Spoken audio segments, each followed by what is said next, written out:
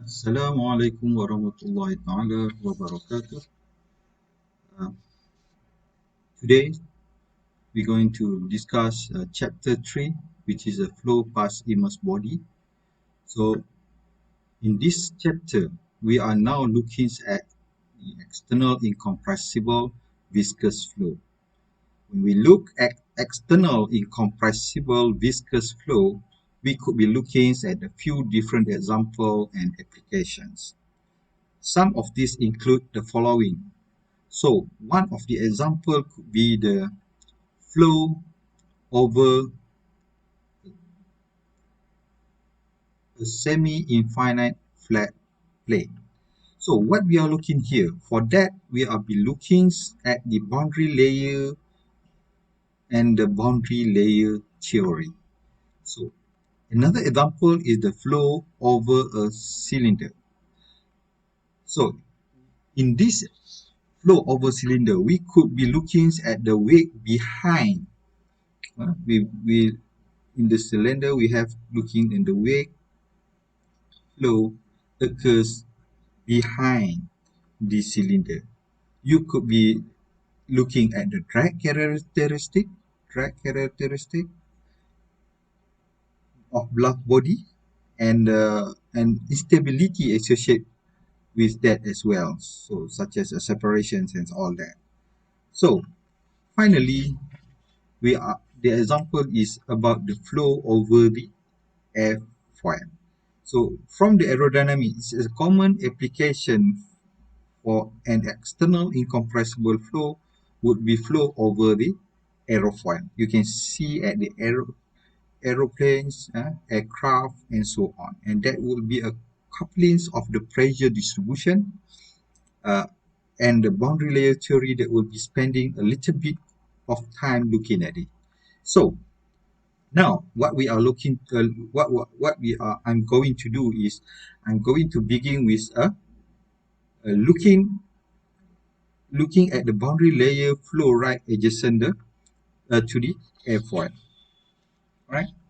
Uh, that what I will be spending some time looking at, and will be studying the different aspect of the flow external flow.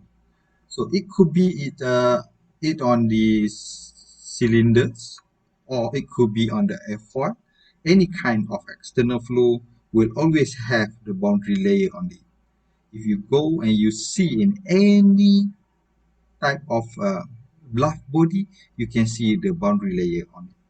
So in this topic, we are looking at the boundary layer approximations, and so if we consider the airfoil again, so what we have in this flow will we have a number of streamline coming around the aerofoil as I showed in this figure.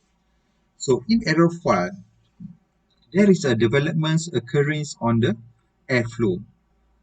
Uh, Beginning, we have dividing the streamline which hits the stagnation point. So we have the streamline here, and then it hits the stagnation point here, right? Where the velocity at this point is equal to 0.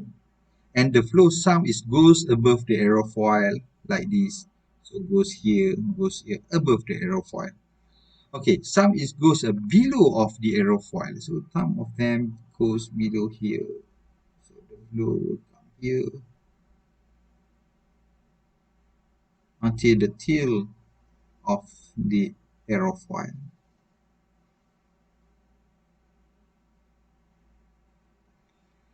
Okay, so the it's go below, and if we recall, there is no slip conditions. We have a zero velocity along the surface of aerofoil. So along this surface, we have a zero velocity, and then there is no slip condition. And consequently, what happened is there is a viscous diffusion.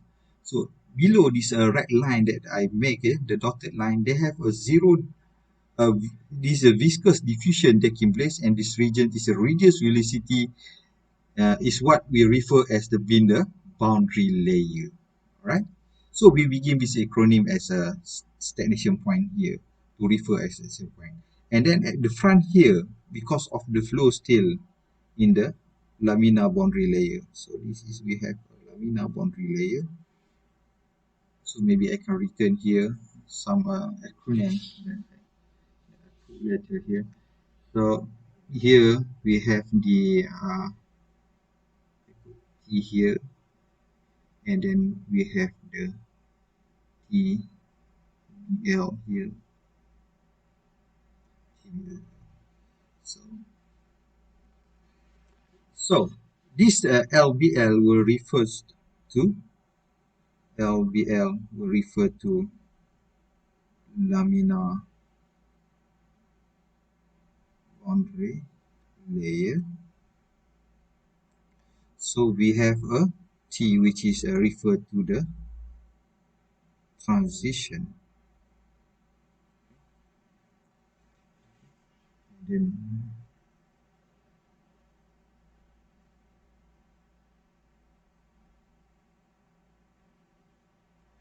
transition.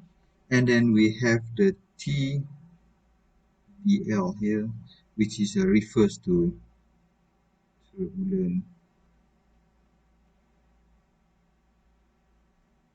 boundary layer. Right? So then finally we have a very back side of airfoil. So this is a back side of airfoil, and this is a, we have what we call here in the side, I put this as an S. So we have the S here, what we call it the separation point.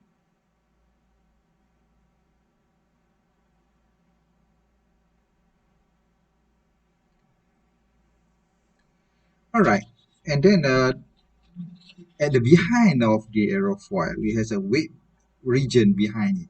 So this is, we call it the wet region around here. So this is a wet region around the behind the nonetheless of boundary layer itself. It also gives you a viscous wet region downstream of the aerofoil. That is an example of external flow, and what we'll be doing in the next few lectures, we are going to look in the great deal on this layer. So if we zoom in, and what we found in this boundary layer, so if you zoom in here, for example, what we can see in this layer is something that flow profile like this. Here, no slip condition. Okay, no slip condition. So this is we call it a velocity profile, and that's what we can see. This is a kind of boundary layer. So what we find, they have no slip conditions as I showed here, and the wall, and then we go to get a free stream. This is a free stream, and then as well as some external flow out there. That then we will have a velocity diffusive regions, because we have no slip conditions. So we are going to looking at that, and we will be studying the boundary layer using the approximate techniques that was developed by von Karman. We also looking at the boundary layer theory things that were developed by Parental and others, so that Randall of others, and then what we are going to be spending some time. Okay, then we will move and we will be looking at the external flow over the cylinder and the bluff body, looking at the drag characteristic and tickings like that, as well as a leaf. And then for the leaf, we could have a certain bodies to generate leaf, and there were the asymmetric pressure distributions, and you can have a leaf force up and or down depending on upon the particular configuration. So that we are going to be doing in the next few lectures. We are looking at the external incompressible flow.